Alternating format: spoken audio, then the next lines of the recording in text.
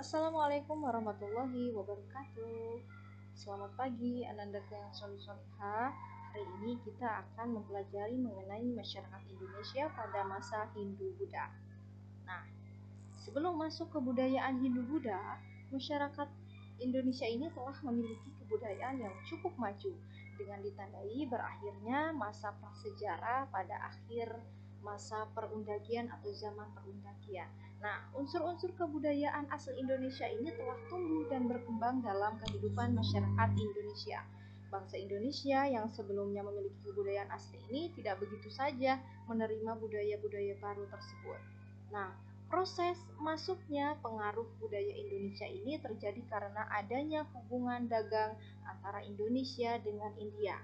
Kebudayaan yang datang dari India ini mengalami proses penyesuaian dengan kebudayaan asli di Indonesia.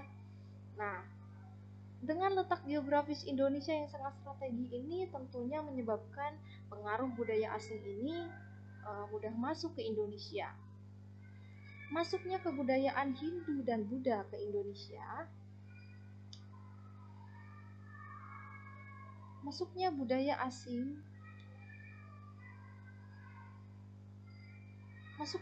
asing dan Hindu-Buddha ke Indonesia ini menjadikan masyarakat Indonesia mengenai aturan kasta. Ada beberapa kasta yang terdapat dalam budaya agama Hindu-Buddha. Budaya atau agama Hindu dan Buddha. Nah, aturan kasta yang pertama adalah kasta Brahmana, yaitu kaum pendeta dan sarjana. Kasta Ksatria, yaitu kaum prajurit, pejabat, dan bangsawan. Kasta Waisya yaitu kasta pedagang dan petani, dan kasta Sudra adalah kasta rakyat jelata dan pekerja kasar. Namun, pada saat masyarakat Indonesia mengenal sistem kasta yang dibawa oleh Hindu-Buddha ini, tidak lantas unsur budaya Indonesia menjadi tidak dominan. Unsur budaya Indonesia ini yang lama masih tampak dominan dalam semua lapisan masyarakat.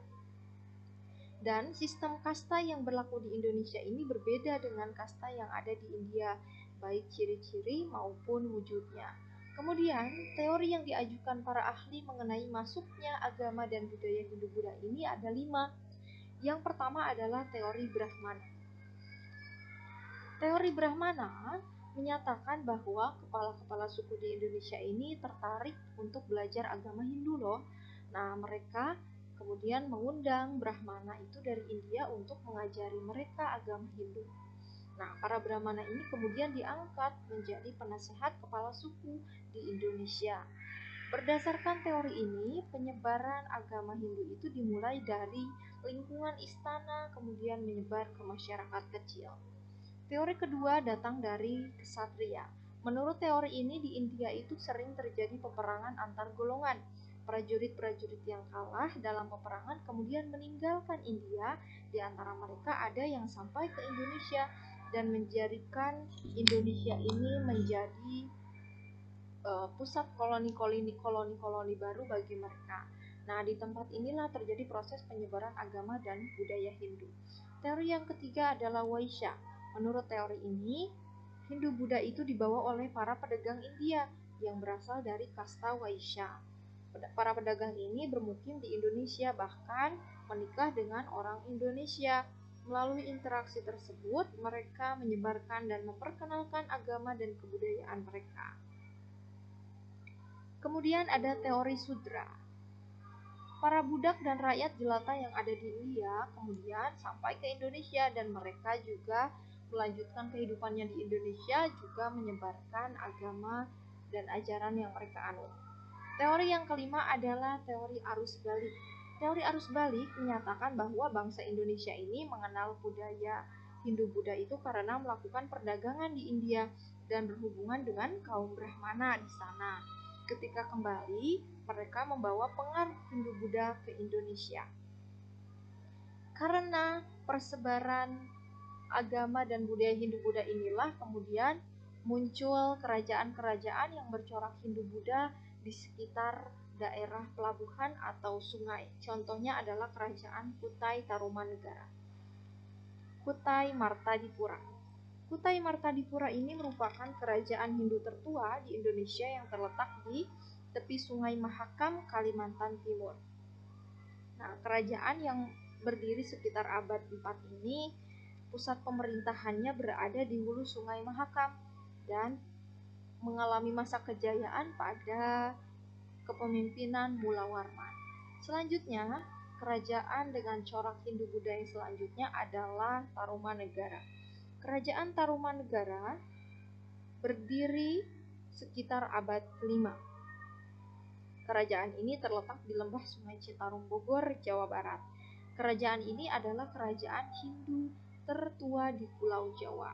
Nah, masih kalah ya dengan Kerajaan Kutai. Kerajaan Kutai itu disebut sebagai kerajaan Hindu tertua se-Indonesia. Selanjutnya ada Mataram kuno. Sekitar abad ke-8, di pedalaman Jawa Tengah berkembang sebuah kerajaan besar yang disebut Kerajaan Mataram kuno. Nah, nama Mataram kuno atau Mataram Hindu ini dimaksudkan untuk membedakan dengan Kerajaan Mataram Islam.